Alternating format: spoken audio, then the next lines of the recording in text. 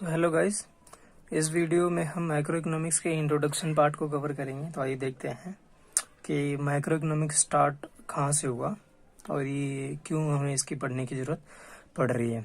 So before Great Depression micro economics was not taken significantly to study as the branch of economics. इतना ज़्यादा importance नहीं था, या ऐसे बोल सकते हो कि ग्रेट डिप्रेशन जो कि 1930 में आया था, उससे पहले माइक्रो इकोनॉमिक्स का कोई नाम नहीं था। ठीक है, तो माइक्रो इकोनॉमिक्स जो हम पढ़ चुके हैं, micro economics was popular and used to tackle the nation's problem at large. तो माइक्रो इकोनॉमिक्स जो थ्योरीज थी वो यूज की जाती थी प्रॉब्लम को सॉर्ट आउट करने के लिए। ठीक है, तो उसमें माइक्रो इकोनॉमिक्स का कोई सब्जेक्ट या ऐसा कोई ब्रांच नहीं था। तो जो भी प्रॉब्लम होती थी इकोनॉमी में, वो माइक्रो इकोनॉमिक्स की थ्योरीज जो थी उनको देखकर ही सॉर्ट आउट करने की कोशिश की जाती थी, और वो सक्सेसफुल भी होती थी। ठीक है, बट द प्रॉब्लम क्या हुई, during Great Depression 1930 micro economics theory fail to explain the problem and its solution. तो 1930 में जो प्रॉब्लम्स आई तो माइक्रो इकोनॉमिक्स फेल हो गई। वो सजेस्ट नहीं कर पा रही थी कि इस प्रॉब्लम को कैसे रिकवर कराया जाए। उनके अकॉर्डिंग जो है वो शॉर्ट टर्म में ही प्रॉब्लम अपने आप ठीक हो जानी चाहिए, जो एडम स्मिथ की विचारधारा थी। ठीक है, इनविजिबल हैंड वाली। तो पर ऐसा नहीं हुआ, क्योंकि ये ग्रेट डिप्रेशन जो है वो कम से कम 4 से 5 सालों तक लगातार चला था। तो ये तो लॉन्ग टर्म हो गया। पर माइक्रो इकोनॉमिक्स और उनके जो एडम स्मिथ जो फादर ऑफ इकोनॉमिक्स हैं और उनके फॉलोअर्स जो हैं, उनका कहना था कि इकोनॉमी अपने आप ठीक हो जाएगी, इसमें कुछ करने की जरूरत नहीं है, शॉर्ट टर्म में ही ये ठीक हो जाएगी और फुल एम्प्लॉयमेंट लेवल अचीव कर लेगी। पर ऐसा हो नहीं रहा था। 1 साल हो गए, 2 साल हो गए, 3 साल हो गए, और प्रॉब्लम जो है वो सॉर्ट आउट ही नहीं हो रही थी। इकोनॉमी बद से बदतर होती जा रही थी। ठीक है, तो माइक्रो इकोनॉमिक्स फेल हो गई।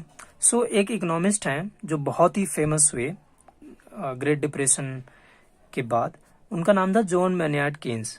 तो जॉन मैनियार्ड कीन्स जो हैं, ये came with a different approach which was different from the microeconomics and gave the reason of problems and its solutions, and ultimately after considering the Keynes approach to recover the economy, and that's the economy started recover। तो John मैनियार्ड Keynes ने जो suggestions दिए वो बिल्कुल ही micro economics की theory को suit नहीं करते थे, या ऐसे बोल सकते हो कि बिल्कुल अलग ही अप्रोच थी उनकी इकोनॉमी को देखने की। तो उन्होंने बोला था कि गवर्नमेंट इंटरवेंशन करना चाहिए, गवर्नमेंट को आके सुधारना चाहिए, गवर्नमेंट की रिस्पॉन्सिबिलिटी होती है। पर जो एडम स्मिथ थे या उनके फॉलोअर्स, वो कहते थे कि नहीं, गवर्नमेंट को इंटरवीन नहीं करना चाहिए, अपने आप इकोनॉमी जो है वो रिकवर कर लेगी। ठीक है, बट इनके जो सॉल्यूशंस थे केन्स के, उनको जब अल्टीमेटली कंसीडर किया गया, गवर्नमेंट्स ने जब उनकी सॉल्यूशंस को एक्सेप्ट किया और इम्प्लीमेंट किया एट अ लार्ज पूरी इकोनॉमी में, तब हमारी इकोनॉमी जो है वो धीरे धीरे रिकवर होना स्टार्ट हो गई। And this leads to the emergence of micro economics as a separate branch of economics. तो यहीं से ये पता चल गया हमें कि माइक्रो इकोनॉमिक्स जो है वो इंडिविजुअल लेवल पर स्टडी करता है, तो हम इसे एग्रीगेट लेवल पर यूज नहीं कर सकते, प्रॉब्लम आ जाएगी, जो कि 1930 में साफ साफ देखने को मिला था। ठीक है, तो 1930 में हम छोटी छोटी प्रॉब्लम के सॉल्यूशंस को बड़े लेवल पर इम्प्लीमेंट करने की कोशिश कर रहे थे। ठीक है, यानी कि आपको छोटी मोटी चीजें बनाने की स्किल्स हैं, पर आपको अगर लैपटॉप और कंप्यूटर दे दिया जाए तो क्या आप इतने एफिशिएंट होंगे? नहीं होंगे। वही सिचुएशन थी इकोनॉमिक्स की भी 1930 से पहले। बट 1930 के बाद जब केन्स आए तो उनकी वजह से ग्रेट डिप्रेशन जो है वो धीरे धीरे खत्म होने स्टार्ट हो गया।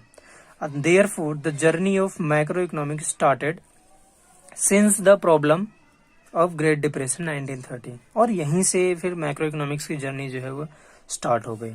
इसीलिए जॉन मैनियार्ड कीन्स जो हैं वो फाउंडिंग फादर बन गए माइक्रो इकोनॉमिक्स के। आपको पता होगा कि जो इकोनॉमिक्स के फादर हैं वो एडम स्मिथ हैं, माइक्रो इकोनॉमिक्स के जो फादर हैं वो अल्फ्रेड मार्शल हैं, और जो मैक्रो इकोनॉमिक्स के फाउंडिंग फादर हैं वो जॉन मैनियार्ड कीन्स हैं, जो कि 1930 से स्टार्ट हुआ। पहले माइक्रो इकोनॉमिक्स को इतनी इंपॉर्टेंस नहीं दी जाती थी, या होता ही नहीं था, ऐसे बोल सकते हो। बट जॉन मैनियार्ड कीन्स के आने की वजह से उन्होंने कहा कि हमें एक अलग अप्रोच से डील करने की जरूरत है, क्योंकि ये एग्रीगेट लेवल की प्रॉब्लम्स है। ये छोटे छोटे लेवल की प्रॉब्लम्स नहीं है। और माइक्रो इकोनॉमिक्स छोटे छोटे लेवल की प्रॉब्लम को डील करता था इंडिविजुअल लेवल पर, ठीक है। तो इसीलिए वो फेल हो गया, और इसीलिए हमें अब बड़े लेवल की प्रॉब्लम को सॉर्ट आउट करने के लिए बड़े इकोनॉमिक जो एग्रीगेट्स हैं उनको स्टडी करने की जरूरत है। तो माइक्रो इकोनॉमिक्स में हम यही करते हैं। तो हमें पता चल गया कि माइक्रो इकोनॉमिक्स कहाँ से ओरिजिनेट हुआ था और कंट्रीब्यूशन किसका था, माइक्रो इकोनॉमिक्स का, ठीक है, केन्स का अल्टीमेटली, ठीक है। तो जैसे हमने इकोनॉमिक्स में प्रॉब्लम्स देखी थी, इकोनॉमिक प्रॉब्लम कि अनलिमिटेड वांट्स होते हैं, स्कैरसिटी ऑफ रिसोर्सेज होती है, अल्टरनेटिव यूजेस होते हैं, तो सेम ये कॉन्सेप्ट यहाँ पर भी होगा, क्योंकि उन्हीं तीनों प्रॉब्लम्स की वजह से पूरी इकोनॉमी ही हमें पढ़नी पड़ती है। पूरा इकोनॉमिक्स जो है वो इन्हीं तीनों प्रॉब्लम को सॉर्ट आउट करने के ऊपर स्टडी करता है, ठीक है। पर फिर बाद में माइक्रो इकोनॉमिक्स में हमने सेंट्रल प्रॉब्लम्स पढ़ी थी, और वो सेंट्रल प्रॉब्लम्स जो है वो ये बताई थी कि how to produce, what to produce, home to produce, ये सारी चीजें।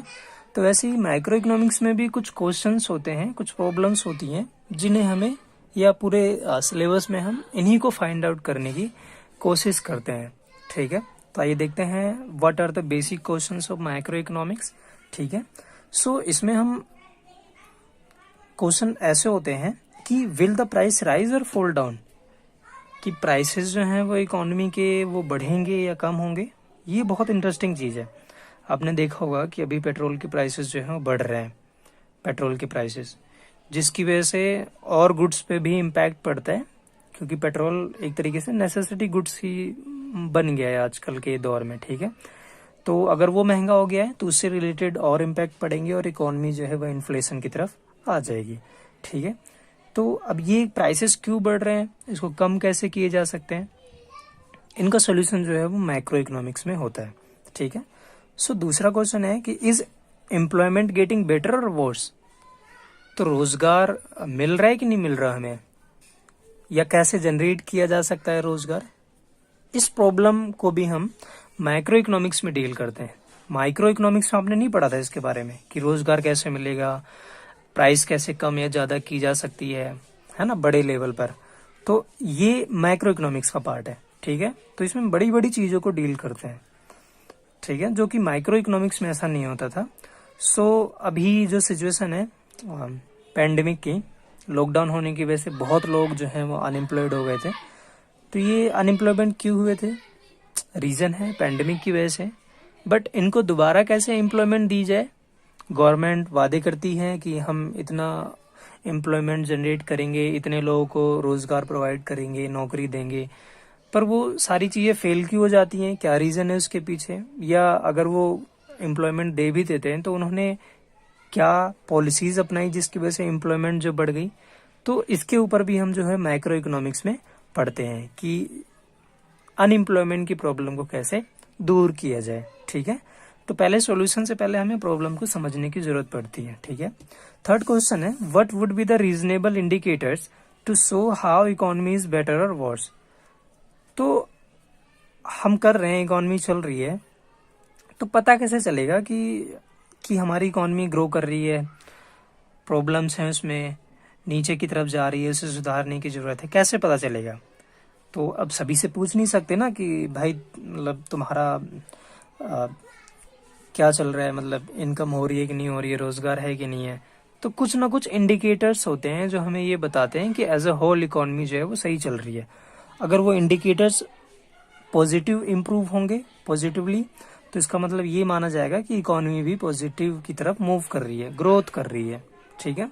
और अगर उनमें डाउन आता है तो इकोनॉमी जो है वो डाउन कर रही है। तो उनको देखकर ही हमें पता चल जाता है, वो पैरामीटर्स होते हैं जो इंडिकेट करता है कि इकोनॉमी की परफॉर्मेंस क्या है ना, हेल्थ बताता है, इकोनॉमी की हेल्थ को बताता है।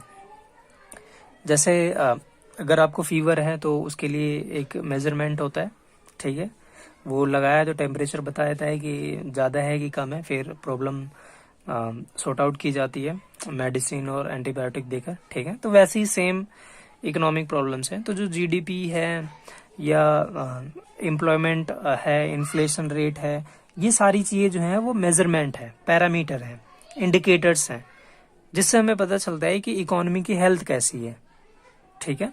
तो उससे हम एक रिमीडियल एक्शन जो है वो ले सकते हैं, रिकवरी एक्शन जो है, ठीक है। और how economy can be improved, तो ये भी हम प्रॉब्लम जो है वो माइक्रो इकोनॉमिक्स का ये पार्ट है, ठीक है। सो आइए देख लेते हैं कि माइक्रो इकोनॉमिक्स आखिर होता क्या है। तो हमने देख लिया कि इसमें बड़ी बड़ी प्रॉब्लम्स डील की जाती हैं, वो बड़ी बड़ी प्रॉब्लम्स कौन सी होती हैं, ठीक है। तो micro economics studies the aggregate concept in economics. तो जो एग्रीगेट का मतलब होता है सभी को मिलाकर। तो जैसे हमने डिमांड थ्योरीज, डिमांड पढ़ी थी माइक्रो इकोनॉमिक्स में, यूटिलिटी पढ़ी थी, प्राइस पढ़ा था, मार्केट के बारे में पढ़ा था हमने, कॉस्ट के सप्लाई के बारे में पढ़ा था। तो उसमें तो हमने एक मार्केट को लिया था, एक प्रोड्यूसर को लिया था, एक इंडिविजुअल को लिया था। यहाँ हम पूरे इकोनॉमी में जितने भी लोग रह रहे हैं उन सभी की डिमांड, सभी की सप्लाई, सभी की कॉस्ट, सभी की इनकम को ऐड अप कर लेते हैं। तो एक एग्रीगेट लेवल, एक बड़ा लेवल बन जाता है, ठीक है। तो इसमें हम छोटे छोटे लेवल पर डील नहीं करते हैं, बड़े लेवल पर डील करते हैं, ठीक है, जो इकोनॉमिक्स प्रॉब्लम्स है, जैसे aggregate demand, aggregate supply, GDP हो गई, ठीक है। आगे हम डिस्कस करेंगे इनको डिटेल में, पूरा सिलेबस ही इनके ऊपर ही डिपेंड है, ठीक है। तो आप 12th क्लास में आप यही पढ़ोगे। एम्प्लॉयमेंट हो गया, इन्फ्लेशन हो गया, एक्सचेंज रेट हो गया, बीओपी एटसेट्रा, ये सारी चीजें, ठीक है। तो बस इंट्रोडक्शन पार्ट यहीं तक। आगे हम स्टार्ट करेंगे अगला पार्ट, जिसमें हम गुड्स के बारे में क्लासिफाइड करेंगे कि अलग अलग टाइप्स के गुड्स कैसे होते हैं, ठीक है। Thank you, bye.